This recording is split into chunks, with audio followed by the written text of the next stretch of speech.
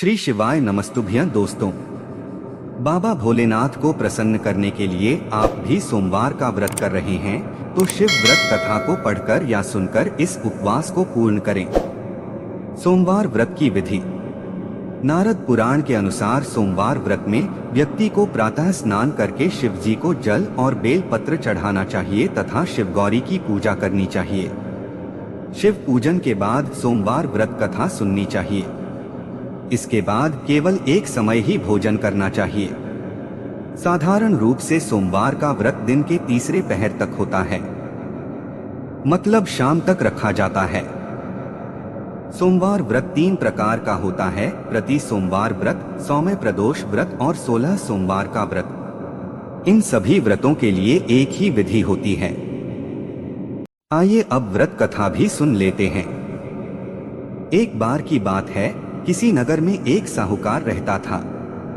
उसके घर में धन की कोई कमी नहीं थी, लेकिन उसकी कोई संतान नहीं थी। इस कारण वह बहुत दुखी था। पुत्र प्राप्ति के लिए वह प्रत्येक सोमवार व्रत रखता था और पूरी श्रद्धा के साथ शिव मंदिर जाकर भगवान शिव और पार्वती जी की पूजा करता था। उसकी भक्ति देखकर एक दिन मां पार्वती प्रसन्न हो गईं और भगवान शिव से उस साहूकार की मनोकामना पूर्ण करने का आग्रह किया। पार्वती जी की इच्छा सुनकर भगवान शिव ने कहा कि हे पार्वती, इस संसार में हर प्राणी को उसके कर्मों का फल मिलता है और जिसके भाग्य में जो हो उसे भोगना ही पड़ता है। लेकिन पार्वती जी ने साहूकार की भक्ति का मान रखने के लिए उसकी मनोकामना पूर्ण करने की इच्छा जताई। माता पार्वती के आग्रह पर शिवजी ने साहूकार को पुत्र प्राप्ति का वरदान तो दिया, लेकिन साथ ही यह भी कहा कि उसके बालक की आयु केवल 12 वर्ष होगी। माता पार्वती और भगवान शिव की बातचीत को साहूकार सुन रहा था।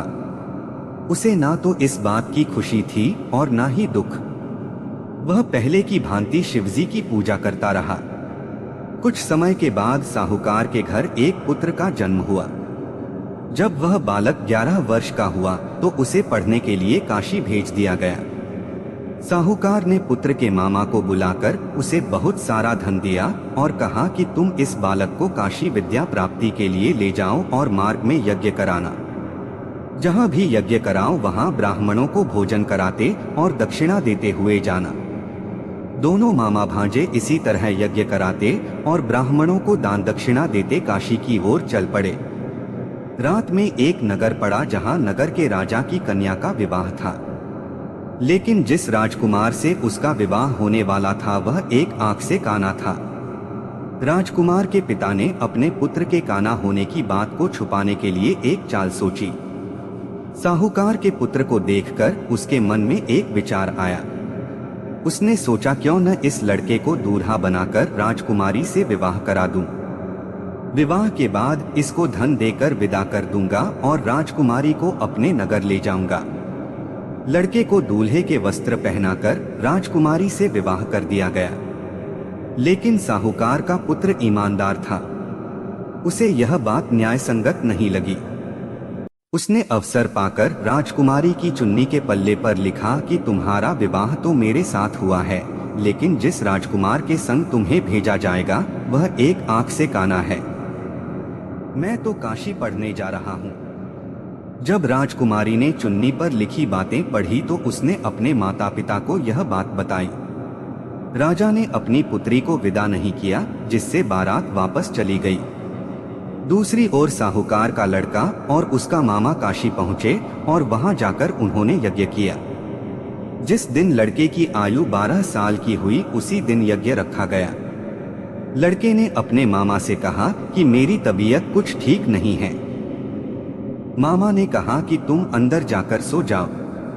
शिवजी के वरदानुसार कुछ ही देर में उस बालक के प्राण निकल गए। मृत भांजे को देख उसके मामा ने विलाप शुरू किया। संयोगवश उसी समय शिवजी और माता पार्वती उधर से जा रहे थे। पार्वती ने भगवान से कहा, स्वामी, मुझे इसके रोने के स्वर सहन नहीं हो रहा। आप इस व्यक्ति के कष्ट को अवश्य दूर करें। जब शिवजी मृत बालक के समीप गए तो वह बोले कि यह उसी साहूकार का पुत्र है जिसे मैंने 12 वर्ष की आयु का वरदान दिया। अब इसकी आयु पूरी हो चुकी है। लेकिन मातृभाव से विभोर माता पार्वती ने कहा कि हे महादेव, आप इस बालक को और आयु देने की कृपा करें, अन्यथा इसके वियोग में इसके माता पिता भी तड़पट कर मर जाएंगे। माता पार्वती के आग्रह पर भगवान शिव ने उस लड़के को जीवित होने का वरदान दिया। शिवजी की कृपा से वह लड़का जीवित हो गया। शिक्षा समाप्त करके लड़का मामा के साथ अपने नगर की ओर चल दिया। दोनों चलते हुए उसी नगर में पहुंचे जहां उसका विवाह हुआ था। उस नगर में भी उन्होंने यज्ञ का आयोजन किया। उस लड़के के ससुर ने उसे पहचान लिया और महल में ले जाकर उसकी खातिरदारी की और अपनी पुत्री को विदा किया। इधर साहूकार और उसकी पत्नी भूखे प्यासे रहकर बेटे की प्रतीक्षा कर रहे थे। उन्होंने प्रण कर रखा था कि यदि उन्हें अपने बेटे की मृत्यु का समाचार मिला तो वह भी प्राण त्याग देंगे, परंतु अपने बेटे के जीवित होने का समाचार पाकर वह बेहद प्रसन्न हुए। उसी रात भगवान शिव ने व्यापारी के स्वप्न में आकर कहा, हे श्रेष्ठी, मैंने तेरे सोमवार के व्रत करने और व्रत कथा सुनने से प्रसन्न होकर तेरे पुत्र को लंबी आयु प्रदान की है। इसी प्रकार जो कोई सोमवार व्रत करता है या कथा सुनता और पढ़ता है, उसके सभी दुख दूर होते हैं और समस्त मनोकामनाएं पूर्ण होती हैं।